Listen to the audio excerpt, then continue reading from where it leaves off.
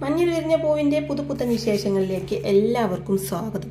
അങ്ങനെ മഹേഷ് പറയുന്നുണ്ട്, സർ വലിയ പ്രതീക്ഷയോടെയാണ് ഞങ്ങൾ വന്നത്, നിരാശപ്പെടുത്തരുത്, ഞങ്ങൾ എന്താ വേണ്ടതെന്ന് പറഞ്ഞാൽ മതി, അതുപോലെ ചെയ്യാന്നൊക്കെ മഹേഷ് പറയുന്നതും വക്കീൽ പറയുന്നുണ്ട്.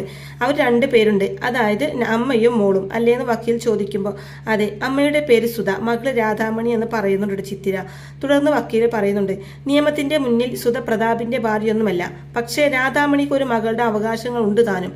നമ്മൾ പിടിക്കേണ്ടത് രാധാമണിയെയാണ്. ഈ പ്രതാപിന്റെ സ്വത്തുനിന്ന് തനിക്കൊന്നും വേണ്ടാന്ന് രാധാമണി പറയണം. മല്ലികയുമായിട്ടുള്ള കേസിൽ നിന്ന് രാധാമണി പിന്മാറണം. അങ്ങനെ സംഭവിച്ചാൽ കേസ് ദുർബലമാകും, കേസ് തള്ളിപ്പോവുകയും ചെയ്യുമെന്ന് പറഞ്ഞു കൊടുക്കുന്നുണ്ട് വക്കീല്. രാധാമണി ചേച്ചി അങ്ങനെ പറയുമെന്ന് ചിത്തിര ചോദിക്കുന്നതും അതെനിക്കറിയില്ല, അതെന്റെ വിഷയവുമല്ല. പറയിപ്പിക്കാൻ നിങ്ങൾക്ക് പറ്റിയാൽ കേസ് അവിടെ തീർന്നു എന്ന് പറയാൻ എനിക്ക് പറ്റും. അവരെ കൊണ്ട് അങ്ങനെ ഒരു തീരുമാനം എടുപ്പിക്കാൻ നിങ്ങളെ കൊണ്ട് സാധിക്കണമെന്ന് പറയുന്നുണ്ട് വക്കീല്. അപ്പോൾ ഞങ്ങളൊന്ന് ആലോചിക്കട്ടെ എന്ന് മഹേഷ് പറയുമ്പോൾ വക്കീല് പറയുന്നുണ്ട്, ചെയ്യുന്നത് തെറ്റാണെന്ന് ഒരു മനുഷ്യന് തോന്നിയാൽ ഏത് വലിയൊരു ആപത്തു നിന്നും അയാൾ പിന്മാറും. മനപരിവർത്തനം സൃഷ്ടിക്കുക, അതാണ് ഇവിടെ ചെയ്യേണ്ടത്. ഞാൻ 2 കടലാസുകൾ തരാം, അതിലൊന്ന് ഒപ്പിട്ട് കൊണ്ടുവരണം, ബാക്കി കാര്യം ഞാൻ ഏറ്റു എന്ന് പറയുന്നുണ്ട് വക്കീല്. തുടർന്ന് പറയുന്നുണ്ട്, ഞാൻ ഈ സംസാരിച്ചത് നിയമത്തിന്റെ ഭാഗത്ത് നിന്ന്, ആ തീരുമാനത്തിലേക്ക് രാധാമണിയെ എങ്ങനെ കൊണ്ടുവരാൻ പറ്റുമെന്ന് നിങ്ങൾ ആലോചിക്കണമെന്ന് പറയുന്നുണ്ട് വക്കീല്. അതിനുശേഷം കാണിക്കുന്നത് രാധാമണി സ്വത്ത് വേണ്ടെന്ന് പറയണം. അങ്ങനെ പറയുമെന്ന് ചിത്തിര ചോദിക്കുന്നതും സാധ്യത കുറവാണെന്ന് നിരഞ്ജന പറയുമ്പോൾ അമ്മയെ പോലെയല്ല, രാധാമണി ചേച്ചിക്ക് കുറച്ചും കൂടെ മനുഷ്യപ്പറ്റുണ്ട് എന്ന് വെച്ച് സ്വത്ത് വേണ്ടാന്ന് പറയാൻ മാത്രം ചേച്ചി തയ്യാറാവോന്ന് അറിയില്ല എന്ന് പറയുന്നുണ്ട് ചിത്തിര. അപ്പൊ നിരഞ്ജന പറയുന്നുണ്ട്, അതല്ലാതെ നമ്മുടെ മുമ്പിൽ വേറെ വഴിയില്ലല്ലോ, അങ്ങനെയല്ലേ വക്കീല് പറഞ്ഞതെന്ന് പറയുന്നുണ്ട് കേട്ടോ.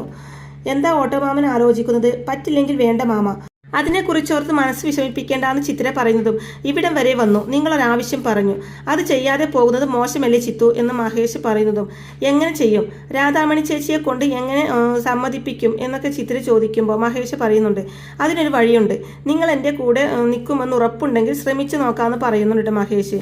അപ്പോൾ ചിത്ര പറയുന്നുണ്ട്, ഞങ്ങൾ കൂടെ തന്നെ നിൽക്കാം, ഇത് ഞങ്ങളുടെയും കൂടെ ആവശ്യമല്ലേ, പക്ഷേ എങ്ങനെ, അതിനല്ലേ ഉത്തരം വേണ്ടതെന്ന് പറയുമ്പോൾ ഈ രാധാമണി എന്ന് പറയുന്ന ആൾ മനുഷ്യപ്പറ്റുള്ള ആളാണെന്നല്ലേ ചിത്ര പറഞ്ഞത് എന്ന് മഹേഷ് ചോദിക്കുന്നതും അതെ, അമ്മയെ പോലെ ക്യാഷിന് ആർത്തിയില്ല മകൾക്ക്, അല്പം മര്യാദയുണ്ടെന്ന് പറയുന്നുണ്ട് ചിത്തിര. നമ്മൾ 3 പേരും കൂടെ ചേർന്ന് രാധാമണിയെ കൊണ്ടുവന്നു വെക്കുക, എന്നിട്ട് സ്വത്ത് വേണ്ടാന്ന് എഴുതി തരാൻ പറയണം.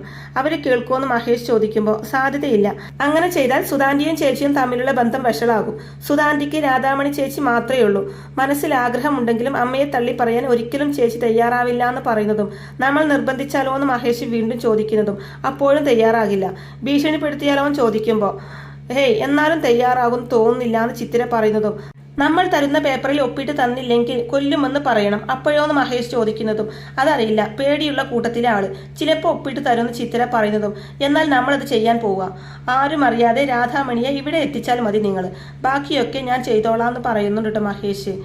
അത് റിസ്ക് അല്ലേ മാമ നിരഞ്ജന ചോദിക്കുന്നതും റിസ്ക് ആണ്, പക്ഷെ ഇപ്പോൾ ഇതല്ലാതെ നമ്മുടെ മുമ്പിൽ വേറെ മാർഗമില്ല എന്ന് പറയുന്നുണ്ട് മഹേഷ്. അച്ഛമ്മ ഒരു കാരണവശാലും അറിയരുതെന്ന് ചിത്തിര പറയുന്നതും ആരും അറിയില്ല, ധൈര്യമായിട്ടിരിക്കുകയെന്ന് മഹേഷ് പറയുമ്പോൾ എന്നാൽ നമുക്കൊന്ന് ശ്രമിച്ചു നോക്കാം ഓട്ടോമാമ, എങ്ങനെയെങ്കിലും രാധാമണി ചേച്ചിയെ ഞങ്ങൾ ഇവിടെ എത്തിക്കാം എന്ന് പറയുന്നുണ്ട് ചിത്തിര. എങ്കിൽ വക്കീൽ പറഞ്ഞ 2 പേപ്പറിലും അവൾ ഒപ്പിട്ടിരിക്കുമെന്ന് ഉറപ്പ് കൊടുക്കുന്നുണ്ട് മഹേഷും. അതിനുശേഷം ചിത്തിരയും നിരഞ്ജനയും കൂടി വീട്ടിലെത്തി രാധാമണിയുടെ ഇടവും വലവും ഇരിക്കുകയാണ് 2 പേരും. ചേച്ചി എന്തിനാ എപ്പോഴും ഇതിനകത്ത് തന്നെ ഇരിക്കുന്നതെന്ന് ചിത്തിര ചോദിക്കുന്നതും ഞാൻ വേറെ എവിടെ പോവാന്ന് രാധാമണി തിരിച്ചു ചോദിക്കുന്നതും പുറത്തേക്കൊക്കെ ഒന്ന് ഇറങ്ങിക്കൂടെ, നല്ല ഭംഗിയുള്ള കാഴ്ചകൾ ധാരാളം ഉണ്ട് പുറത്ത്, അതൊക്കെ ഒന്ന് കണ്ടൂടെ എന്നൊക്കെ നിരഞ്ജനയും അതെ, ഞങ്ങളോട് വിരോധമൊന്നുമില്ലെങ്കിൽ കൂടെ വന്നാൽ കാണിച്ചു തരാം ചിത്തിരയും പറയുമ്പോൾ നിങ്ങളോടെന്ത് വിരോധം, എനിക്ക് ആരോടും ഒരു വിരോധവും ഇല്ലാന്ന് പറയുന്നുണ്ട് രാധാമണി. അപ്പൊ ചിത്തിര പറയുന്നുണ്ട്, അങ്ങനെയൊന്നും പറയണ്ട, അച്ഛമ്മയെയും എന്നെയും ശത്രുക്കളായിട്ടല്ലേ ചേച്ചി കാണുന്നത്, അതെനിക്കറിയാന്ന് പറയുമ്പോൾ ആര് പറഞ്ഞു, എനിക്ക് അങ്ങനെയൊന്നും ഇല്ലാന്ന് പറയുമ്പോൾ എന്നാ പിന്നെ നമുക്കൊന്ന് പുറത്തു പോയാലോ, ഞങ്ങളോടൊപ്പം വരാൻ പേടിയുണ്ടോന്നൊക്കെ ചിത്തിര ചോദിക്കുന്നതും ഞാൻ എന്തിനാ പേടിക്കുന്നത്, നിങ്ങൾ കൊച്ചു കുട്ടികളല്ലേ ചോദിക്കുന്നുണ്ട് രാധാമണി.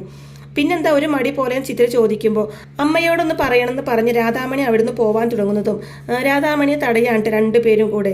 അയ്യേ, ഇത്രയും വലുതായിട്ടും പുറത്തിറങ്ങണമെങ്കിൽ അമ്മയോട് പറയാനോ, ഞങ്ങൾ ആരോടും പറയാറില്ലല്ലോ, ഞങ്ങൾ തോന്നുമ്പോൾ പുറത്തു പോകും, തോന്നുമ്പോൾ തിരിച്ചു വരുന്ന 2 പേരും പറയുമ്പോൾ നിങ്ങളെ പോലെയല്ലല്ലോ ഞാൻ, ഏത് സാഹചര്യത്തിലാണ് ഞാനും അമ്മയും ഇവിടെ കയറി താമസിക്കുന്നതെന്ന് അറിയാലോ എന്ന് രാധാമണി പറയുന്നതും അതൊക്കെ ഞങ്ങൾക്കറിയാം, കേസ് തീരാൻ കുറേ ടൈം എടുക്കും, അതുവരെ നിങ്ങൾ ഇവിടെ തന്നെയല്ലേ താമസിക്കാൻ പോകുന്നത്, കോടതിയിൽ വഴക്കാണെങ്കിലും വീട്ടിൽ ഇങ്ങനെ വഴക്കിട്ട് കഴിയാൻ പറ്റുമോ, അങ്ങനെ ചെയ്യരുതെന്നാ എനിക്കെന്നൊക്കെ ചിത്തിര പറയുമ്പോൾ എനിക്കും അങ്ങനെ തന്നെയാ ആഗ്രഹം എന്ന് പറയുന്നുണ്ട് രാധാമണി. എന്നാൽ നമ്മൾ ഇന്നു മുതൽ ഫ്രണ്ട്സ് ആണെന്ന് ചിത്തിരിയും സമ്മതിച്ചോ നിരഞ്ജനയും ചോദിക്കുമ്പോൾ സമ്മതിക്കുന്നുണ്ട് രാധാമണി. ഇനി ഞങ്ങളുടെ കൂടെ പുറത്തു വരാവോ എന്ന് ചിത്ര ചോദിക്കുന്നതും അമ്മ എന്ന് രാധാമണി പറയുന്നതും അമ്മയോടൊന്നും പറയണ്ട, പെട്ടെന്ന് പോയിട്ട് വരാം. ഇവിടെ അടുത്തൊരു ഭംഗിയുള്ള മലയുണ്ട്, അത് കണ്ടില്ലെങ്കിൽ നഷ്ട. അത് കാണുന്നു, ഉടനെ തിരിച്ചു വരുന്നു. കൂടിപ്പോയാൽ ഒരു 2 മണിക്കൂർ എന്ന് ചിത്രിയും. നല്ല രസം ആ മല കാണാൻ നിരഞ്ജനയും പറയുമ്പോൾ എന്നാൽ പിന്നെ ഈ ഡ്രസ്സൊന്ന് മാറിയിട്ട് വരാമെന്ന് പറയുമ്പോൾ ഒന്നും മാറണ്ട, ഇവിടെ അടുത്ത് തന്നെയാണെന്ന് പറയുന്നുണ്ട് ചിത്തിര. അങ്ങനെ അവരുടെ നിർബന്ധത്തിന് വഴങ്ങി രാധാമണി അവരുടെ കൂടെ പോവാണ് കേട്ടോ. ഇതേ സമയം മഹേഷ് ആണെങ്കിൽ അവരെയും കാത്തു നിൽക്കുകയാണ് കേട്ടോ. തുടർന്ന് ആ നിൽക്കുന്ന ആളെ നമുക്കൊന്ന് പരിചയപ്പെടാമെന്ന് പറഞ്ഞുകൊണ്ട് ചിത്തിരിയും നിരഞ്ജനയും കൂടി രാധാമണിയെയും കൂട്ടി മഹേഷിന്റെ അടുത്തേക്ക് ചെല്ലുകയാണ്. തുടർന്ന് മഹേഷ് രാധാമണിയോട് പറയുന്നുണ്ട്, എന്നെ നിങ്ങൾക്കറിയില്ല, എൻ്റെ പേര് മഹേഷ്, ചിത്തിരിയുടെ മാമനാണ് ഞാൻ, എൻ്റെ ചേച്ചിയാണ് മല്ലിക എന്നൊക്കെ മഹേഷ് പറയുന്നതും പരിചയപ്പെടാൻ കഴിഞ്ഞതിൽ വളരെ സന്തോഷം എന്ന് പറയുന്നുണ്ട് രാധാമണി. വീട്ടിൽ വരാതെ ഞാൻ ഇവിടെ തന്നെ നിന്നത് എന്തിനാണെന്നറിയോ? നിങ്ങളെ കാണാൻ, സംസാരിക്കാൻ എന്ന് മഹേഷ് പറയുമ്പോൾ എന്നെ കണ്ട് സംസാരിക്കാനോ? അത് നമ്മൾ തമ്മിൽ മുൻപരിചയമൊന്നും ഇല്ലല്ലോ എന്ന് രാധാമണി ചോദിക്കുമ്പോൾ എൻ്റെ ചേച്ചി ഒരു പാവമാണ്, ഇതുവരെ അത് ആർക്കും ഒരു ദ്രോഹവും ചെയ്തിട്ടില്ല. ഈ നിൽക്കുന്ന കുട്ടിയില്ലേ നിരഞ്ജന, പ്രതിഭാമയുടെ മകന്റെ കുട്ടിയാണ്, എങ്കിലും എൻ്റെ ചേച്ചിയാണ് അവളെ നോക്കുന്നത്. അത്രക്കും നല്ല മനസ്സാണ് എൻ്റെ ചേച്ചിക്ക്. നിങ്ങൾ കാരണം എൻ്റെ ചേച്ചി വളരെയധികം മാനസിക പ്രയാസം അനുഭവിക്കുന്നുണ്ട്, അത് അവസാനിപ്പിക്കണമെന്ന് പറയുന്നുണ്ട് മഹേഷ്. അപ്പോൾ രാധാമണി പറയുന്നുണ്ട്, അതിന് എനിക്ക് എന്ത് ചെയ്യാൻ പറ്റും? അമ്മയാണ് ഈ കേസ് നടത്തുന്നതെന്ന് പറയുമ്പോൾ ചേച്ചി വിചാരിച്ചാൽ കേസ് അവസാനിപ്പിക്കാൻ പറ്റും എന്ന മാമൻ പറയുന്നത്. മാമന്റെ കയ്യിലൊരു അപേക്ഷയുണ്ട്, അതിൽ ചേച്ചി ഒന്ന് ഒപ്പിട്ട് തന്നാൽ മാത്രം മതിയെന്ന് ചിത്തിര പറയുമ്പോൾ ഒപ്പിടാനോ ഞാനോ എന്ന് രാധാമണി ചോദിക്കുന്നതും അതെ, സ്വത്തൊന്നും എനിക്ക് വേണ്ടെന്നാ അതിൽ എഴുതിയിരിക്കുന്നത്. രാധാമണിക്ക് അല്ലെങ്കിലും സ്വത്തിലൊന്നും വലിയ താല്പര്യമില്ലല്ലോ, അതുകൊണ്ട് തന്നെ ഒപ്പിട്ട് തരാനും വലിയ ബുദ്ധിമുട്ടൊന്നും ഇല്ലെന്നും എനിക്കറിയാമെന്ന് പറയുന്നുണ്ട് മഹേഷ്. അപ്പോൾ രാധാമണി പറയുന്നുണ്ട്, ക്ഷമിക്കണം, അങ്ങനെ എന്തെങ്കിലും ചെയ്യുന്നതിന് മുമ്പ് എനിക്ക് അമ്മയായിട്ടൊന്ന് ആലോചിക്കേണ്ടി വരും. അമ്മ ഒരിക്കലും അതിനൊന്നും സമ്മതിക്കുന്നു എന്ന് തോന്നുന്നില്ല എന്ന് പറയുമ്പോൾ അമ്മയുടെ സമ്മതം എന്തിനാ രാധാമണിക്ക് ശരിയെന്ന് തോന്നുന്നത് രാധാമണി ചെയ്യണമെന്ന് മഹേഷ് പറയുന്നതും അത് ബുദ്ധിമുട്ടാണ്, പ്രത്യേകിച്ചും ഈ ഒരു കാര്യത്തിൽ എന്ന് പറയുന്നുണ്ട് രാധാമണി. അപ്പോൾ മഹേഷ്, ഞങ്ങൾക്ക് രാധാമണിയുടെ ഉറപ്പ് കിട്ടിയേ പറ്റൂ, അതിനാണ് ഇവരിവിടെ രാധാമണിയെയും കൊണ്ടുവന്നതെന്ന് മഹേഷ് പറയുന്നതും അപ്പോൾ നമ്മൾ കാഴ്ചകൾ കാണാൻ ഇറങ്ങിയതല്ലേ എന്ന് ചോദിക്കുന്നുണ്ട് രാധാമണി. അല്ല, ആ പേപ്പറിൽ ചേച്ചി ഒപ്പിടണം, ഒപ്പിട്ടിട്ടേ ചേച്ചിയെ ഇവിടുന്ന് വിടുമെന്ന് ചിത്തിര പറയുമ്പോൾ ഞാൻ പോവാണെന്ന് പറഞ്ഞുകൊണ്ട് രാധാമണി അവിടുന്ന് പോവാൻ നിൽക്കുന്നതും പോകുന്നത് നമ്മൾ ഒരുമിച്ചാണെന്ന് പറഞ്ഞുകൊണ്ട് ഒരു സ്പ്രേ എടുത്ത് രാധാമണിയുടെ മുഖത്തേക്ക് സ്പ്രേ ചെയ്യാൻ മഹേഷ് ചെയ്യുന്നത്. ഉടനെ തന്നെ രാധാമണിയുടെ ബോധം പോവാണ്. തുടർന്ന് അവർ രാധാമണിയെയും കൊണ്ട് അവിടുന്ന് ഒരു രഹസ്യ സങ്കേതത്തിലേക്ക് എത്തുകയാണ് കേട്ടോ. അപ്പോൾ അവിടെ എത്തുന്നതും രാധാമണിയുടെ മുഖത്ത് വെള്ളം തെളിയിക്കുന്നതും രാധാമണിക്ക് ബോധം തെളിയാണ്. അപ്പോൾ രാധാമണി ഇങ്ങനെ പേടിച്ച് ചുറ്റും നോക്കുമ്പോൾ മഹേഷ് പറയുന്നുണ്ട്, പേടിക്കേണ്ട, ഇത് എൻ്റെ ഒരു സ്ഥലമാണ്, ഇവിടെ നിന്നും നിനക്ക് പോവാം. ഏതുവരെ? ഈ പേപ്പറിൽ നീ ഒപ്പിടുന്നത് വരെ. ഒപ്പിട്ടില്ലെങ്കിൽ നീ ഇവിടെ നിന്ന് ജീവനോടെ പുറത്തു പോവില്ല എന്നൊക്കെ മഹേഷ് ഭീഷണിപ്പെടുത്തുന്നുണ്ട് കേട്ടോ. കൊല്ലുന്നൊക്കെ പറഞ്ഞ് ഭീഷണിപ്പെടുത്തുമ്പോൾ രാധാമണി പറയുന്നുണ്ട്, ഇത് കേൾക്കുമ്പോൾ ഞാൻ പേടിക്കുമെന്നാണോ നിങ്ങൾ വിചാരിച്ചത്? എങ്കിൽ നിങ്ങൾക്ക് തെറ്റി. മരിക്കാൻ എനിക്ക് പേടിയില്ല, ജീവിക്കാൻ മോഹമുണ്ടെങ്കിലല്ലേ മരിക്കാൻ പേടിയുണ്ടാവും. എനിക്ക് ആ പേടിയില്ല എന്ന് തന്നെ പറയുന്നുണ്ട് രാധാമണി. അപ്പോൾ ചിത്തിരി ചോദിക്കുന്നുണ്ട്, ചേച്ചിക്ക് എന്താ ഇതിലൊന്ന് ഒപ്പിട്ട് തന്നാൽ? എൻ്റെ അച്ഛമ്മ കഷ്ടപ്പെട്ടുണ്ടാക്കിയ മുതലാണ് ഈ എസ്റ്റേറ്റ്, അതിൻ്റെ പകുതി വേണമെന്ന് പറയുന്നത് ശരിയല്ലല്ലോ എന്ന് ചോദിക്കുമ്പോൾ മോളെ ഒരു തർക്കമുണ്ടായി. നിങ്ങൾ നിങ്ങളുടെ ഭാഗം പറയുന്നു, ഞങ്ങൾ ഞങ്ങളുടെ ഭാഗം പറയുന്നു. ഏത് ഭാഗത്തെ ന്യായമെന്ന് പരിശോധിക്കാനല്ലേ കോടതി ഇരിക്കുന്നത്? കോടതി ഒരു വിധി പറയട്ടെ, അതുവരെ നമ്മൾ പറയുന്നത് ശരിയുമല്ല തെറ്റുമല്ല എന്നൊക്കെ രാധാമണി പറയുമ്പോൾ നിന്റെ ന്യായമൊന്നും ഞങ്ങൾക്ക് കേൾക്കണ്ട.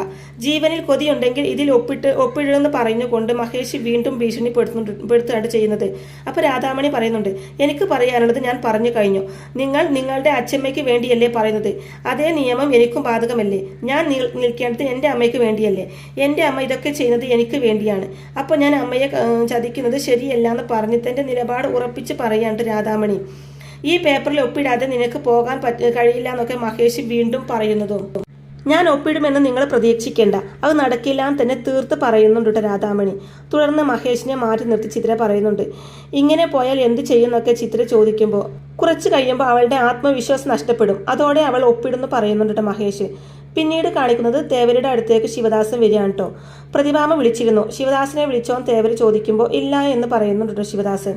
തുടർന്ന് രാധാമണിയെ കാണാനില്ല എന്ന് പ്രതിഭ തന്നെ അറിയിച്ച വിവരം തേവര് ശിവദാസനെ അറിയിക്കുന്നു കേട്ടോ. പ്രതിഭക്കൊരു പേടി, ആ തല തിരിച്ച പിള്ളേര് വീട്ടിലില്ല, അതുകൊണ്ട് അവർ ഒളിപ്പിച്ചതാണോ എന്ന്.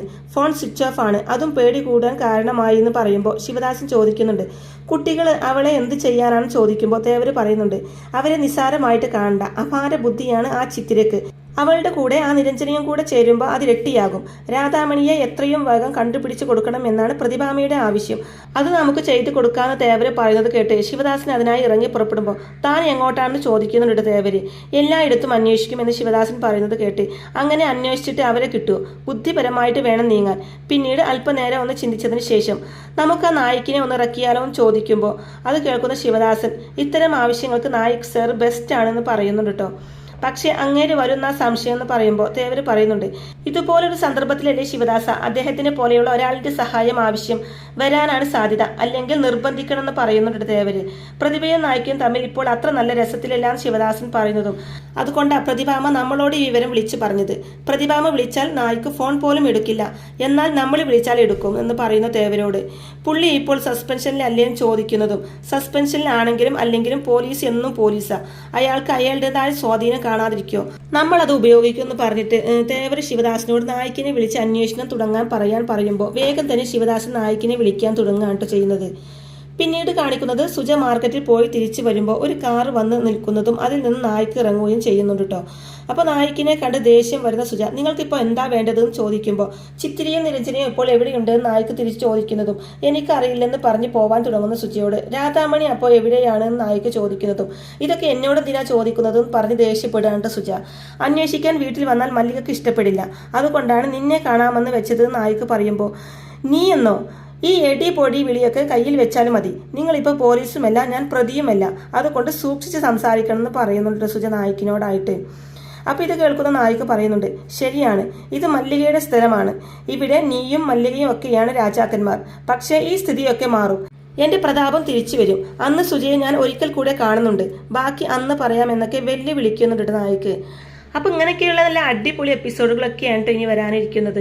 അപ്പോൾ ഈ റിവ്യൂ ഇഷ്ടമായിട്ടുണ്ടെങ്കിൽ വീഡിയോ ലൈക്ക് ചെയ്യാനും ചാനൽ കൂടി ഒന്ന് സബ്സ്ക്രൈബ് ചെയ്ത് സപ്പോർട്ട് ചെയ്യാനും മറക്കല്ലേ ഫ്രണ്ട്സ്. താങ്ക്